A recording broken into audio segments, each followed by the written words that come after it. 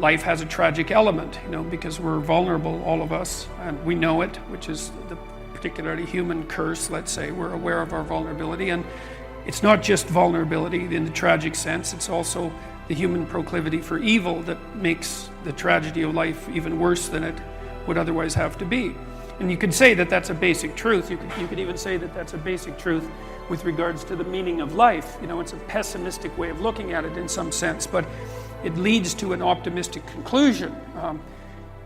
All of us have to face our limitations and malevolence in the world, and the possibility that we'll be betrayed or betray other people and act improperly, and that's a heavy burden. But the truth of the matter is, as far as I'm concerned, that each of us has enough potential character, power of character, let's say, if it's properly manifested, to contend with that in a noble way and to rise above it and to transcend and to deal with it in large part, because we can make the world a much better place than it is for each of us individually and for our families and for our community.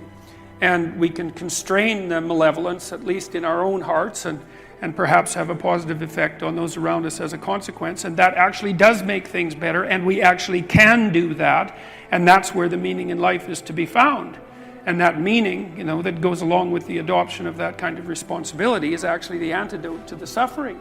You know that perfectly well, because all of you need a reason to get out of bed in the morning, especially on a rough morning, when things aren't going so well in your life. And there will be plenty of times when things aren't going so well in your life. And you still need a reason to get up and get moving and get out there. And if you have adopted the responsibility at an individual level to make things better, given how bad they are, if you've adopted the responsibility to make things better, then you have a reason to get up.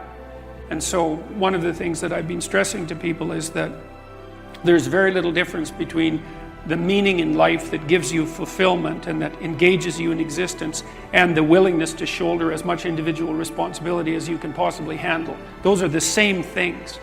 And that's a really useful thing to know. And you kind of know this, right? Everybody knows this, because first of all, if you're not living up to your responsibilities, even to take care of yourself, the probability that you're going to be ashamed of that at some level is extraordinarily high.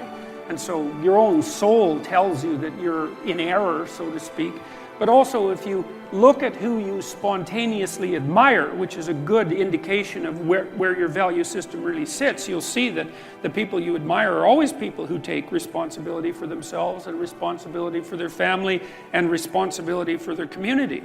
We're cynically, it's often considered that we admire, let's say, the rich and successful because of their status and their wealth and their power.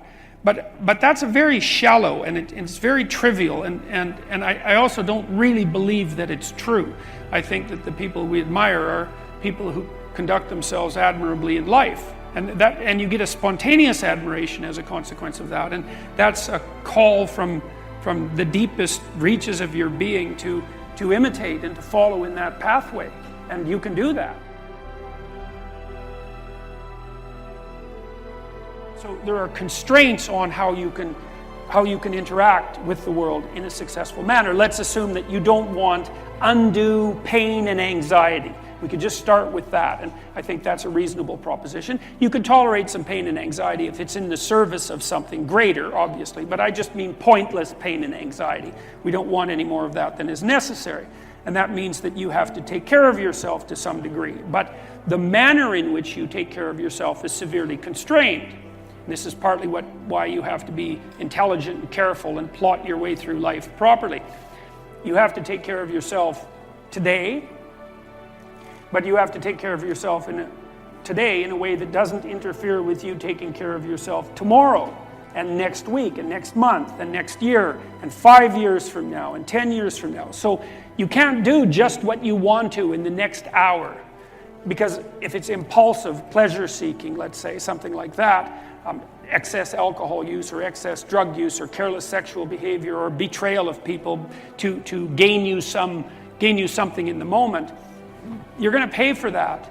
You're going to pay for it tomorrow. You're going to pay for it next week and next month and next year. And so because you're going to exist in the future and because you have to live with yourself, there's only a certain number of ways that you can act that are going to work. But it's more than that.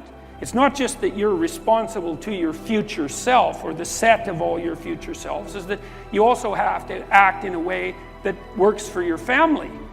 Because otherwise your family is going to disintegrate and break down and cause you and them all sorts of misery and grief. And not just your family now, but also your family into the future. And then not just your family either, but also your community. And so you have to set your aspirations so that they serve you in the broadest sense over a long period of time, and they also serve your family, and they also serve your community, and that's a very tight set of constraints. And I think that the best solution to that set of constraints from a philosophical perspective, or maybe even a theological perspective, is to view the world as a place not of groups, but of individuals, of sovereign individuals who are responsible for their destinies, responsible for their families and for their communities. And that's essentially the ethos of the modern West, because the thing that's so remarkable about the West, I would say, is that we did a wonderful job of articulating out the idea of individual sovereignty, and we made that the cornerstone of our political and economic systems. And the thing about that is, it works. And the evidence that it works is, well, it's right here in this room. Everything in this room is working, right? And around the world, increasingly, people are becoming economically better off at a rate that's absolutely staggering. And a huge portion of that is because we've articulated out the ethos of the responsible sovereign individual. And that's not the same as the individual with rights. It's not like rights are irrelevant, but rights are really there to facilitate your adoption of individual responsibility. And one of the things I would like to say to all of you, and it's one of the things I really wanted to talk about coming here today when I was thinking about it, is that you don't want to play identity politics. And that can happen because it can be played on the right and the left, right? And that's a collectivist idea. You don't want to do that. What you could bring to the table that hasn't been brought to the table for years is an emphasis on individual responsibility. And the right way to do that, as far as I'm concerned, is to start with yourselves, is develop a vision for your life. You start to think about, if you could be who you could be, what would that look like? That's the beginning of a mature philosophy of being. If you could be the person that you would admire.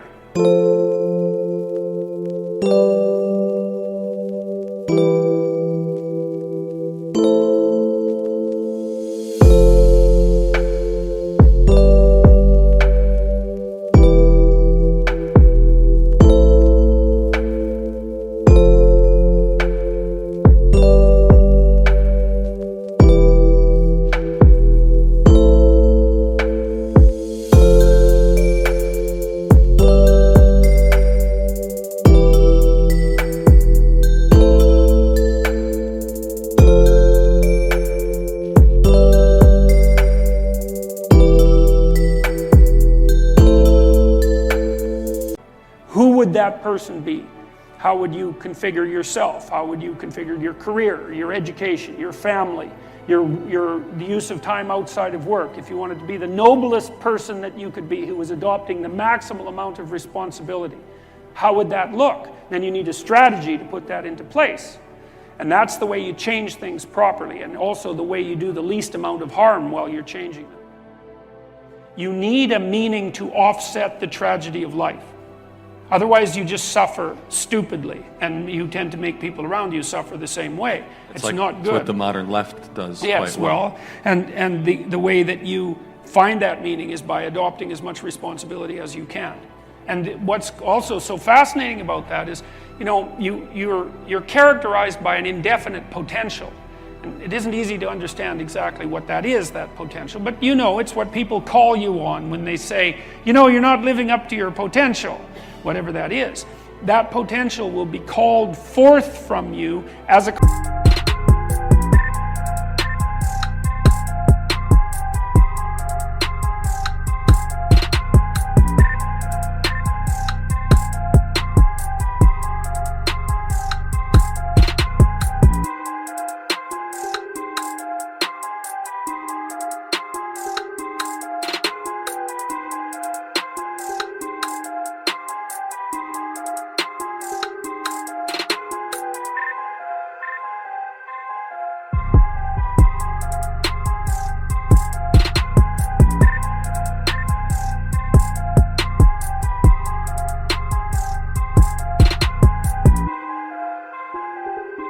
consequence of adoption of responsibility, because it won't manifest itself unless you take on a load. You're not going to develop in all the ways you could develop unless you set yourself a serious challenge, because it takes the challenge to pull that out of you, and also to motivate you to rid yourself of all the weaknesses and personality flaws that you've accumulated across the years, and to let those disappear and burn off you. You need to load yourself up before the demands of life will be such that you will discipline yourself properly. And a noble goal is a very good way of beginning that. Get your act together. You've got things to do in the world. The absence of your full being in the world leaves a hole that is filled by terrible things. At minimum, you have an ethical responsibility to ensure that the world doesn't devolve into something approximating hell. And at maximum, you have the responsibility, again, the ethical, and it's a heavy ethical responsibility, to do everything that's in your power to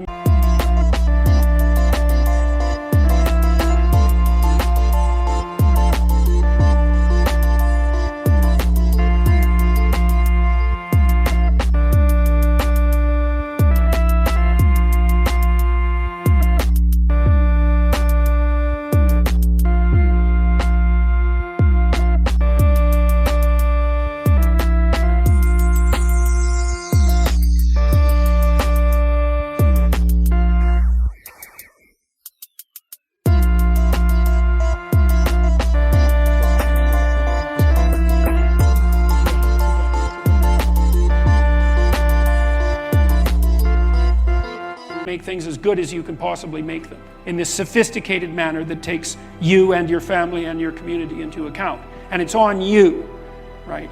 And that's meaning. You know, people say, well, I'd like to have a meaningful life. It's like, well, fair enough, but the price that you pay for the meaning that transcends tragedy is the adoption of responsibility for the catastrophe of existence. But that ennobles you, right? It makes you into someone strong and someone competent and someone who's worthwhile and who lives in a manner that justifies their own suffering. And there's nothing better than you could possibly do than that.